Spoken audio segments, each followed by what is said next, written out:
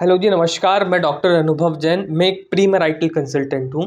आज मैं बात करूँगा कि इंडिया में शादियाँ क्यों नहीं चल पा रही हैं, क्यों नहीं टिक पा रही हैं, मैरिजेस इतनी ज़्यादा फेल क्यों हो रही हैं, मैरिज में फेल्यूर रेट क्यों बढ़ रहा है इंडिया में, स्पेशली क्या कारण है, उस बारे में चर्चा करूँगा। और इसके परिणाम क्या होंगे, इसके जो रिजल्ट्स आ रहे हैं वो बड़े भयभीत करने वाले रिजल्ट हैं। सोसाइटी पे भी बहुत ज़्यादा इम्पैक्ट पड़ रहा है, समाज के लिए भी बहुत ज़्यादा इम्पैक्ट पड़ रहा है, तो बहुत ज़्यादा ज्वलंत मुद्दा है। और ये वीडियो उन सभी को देखना चाहिए जो लोग अपने बच्चों की शादी करना चाह रहे हैं, अपने बच्चों के लिए एक सुयोग्य जीवन साथी का चयन कर रहे हैं। साथ ही में उन लोगों को देखना चाहिए जो लोग अपने लिए अच्छा एक जीवन साथी का चयन करना चाह रहे हैं, उन लोगों के लिए, सबके लिए वीडियो है। साथियों, सॉल्यूशन क्या है? पिछले 3 महीनों में आपने कई केसेस सुने होंगे। एक बेंगलुरु में रहने वाले एआई इंजीनियर अतुल सुभाष जी का आपने केस सुना होगा। उन्होंने डिवोर्स केस के चलते सुसाइड कर दिया। और दूसरा केस आपने दिल्ली का केस सुना होगा। एक कैफे मालिक पुनीत खुराना, मणिका खुराना जी का जो केस था, उस केस में भी उन्होंने जनवरी के महीने में सुसाइड किया डिवोर्स केस के चलते। तीसरा एक केस आपने सुना होगा, इंदौर का नितिन पडियार का केस। वो भी डिवोर्स केस के चलते उन्होंने भी सुसाइड किया।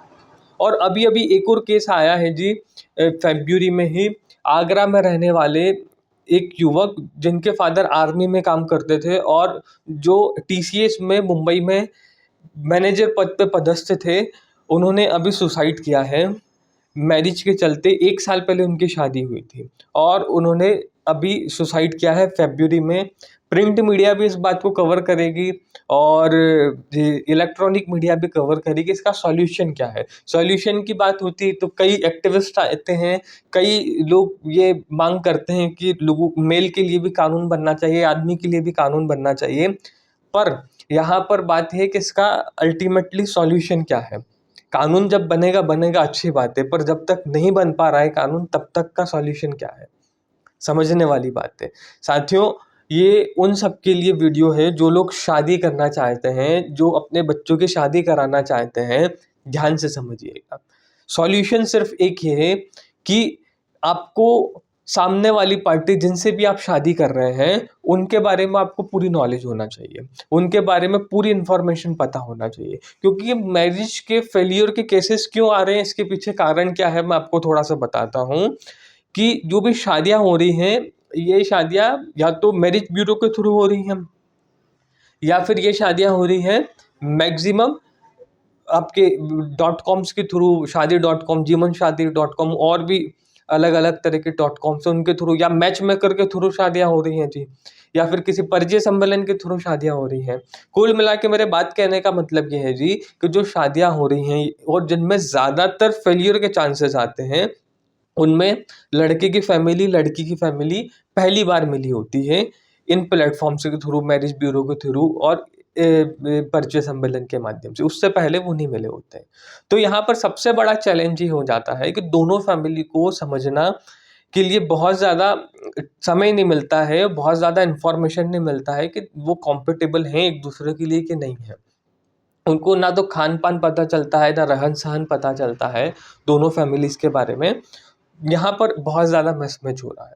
होता क्या है कि आपको .कॉम्स के थ्रू, परिचय सम्मेलन के थ्रू आपको थोड़ी इन्फॉर्मेशन मिल जाती है, पर आपको ज़्यादा इन्फॉर्मेशन नहीं मिल पाती है जितनी आपको शादी का डिसीजन लेने के लिए ज़रूरी इन्फॉर्मेशन है, वो इन्फॉर्मेशन नहीं मिल पाती है। तो उसके लिए एक सॉल्यूशन है जी, कि प्री मैरिटल कंसल्टेशन के बारे में सोचिए। जैसे आप शादी का फंक्शन प्लान करने से पहले वेडिंग प्लानर को हायर करते हैं, ऐसे ही आपको शादी का डिसीजन लेने से पहले एक प्री मैरिटल कंसल्टेशन करानी चाहिए। एक कंसल्टेंट को हायर करिएगा।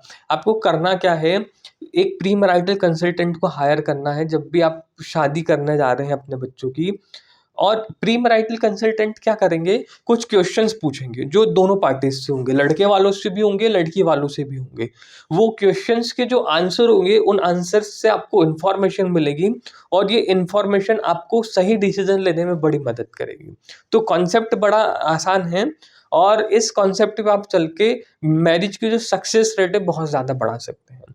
साथियों, समझने वाली बात है, ऐसे केसेस हो रहे हैं, बहुत ज़्यादा हो रहे हैं, पर शादी ना करना सॉल्यूशन नहीं है और भयभीत रहना, परेशान होना is not the solution. Solution जो है, प्रैक्टिकल सॉल्यूशन जो है, बात करना, क्वेश्चन करना, प्रश्न पूछना सॉल्यूशन है।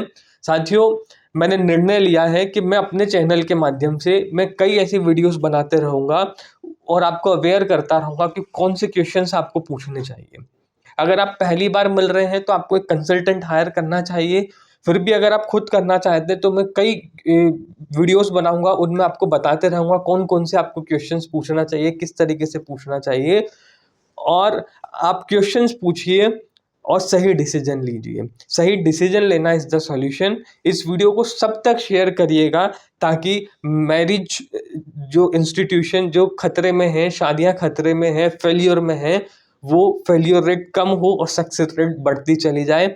बस मैं आपसे यही कहना चाहूँगा, इस वीडियो को शेयर करिए, सब तक पहुँचाइए, एटलीस्ट अपने रिश्तेदारों तक पहुँचाइए, फ्रेंड्स तक इस वीडियो को शेयर करिएगा, अपने डियर वन तक शेयर करिए, जो लोग अपने बच्चों की शादी करना चाहते हैं उन तक ज़रूर शेयर करिएगा।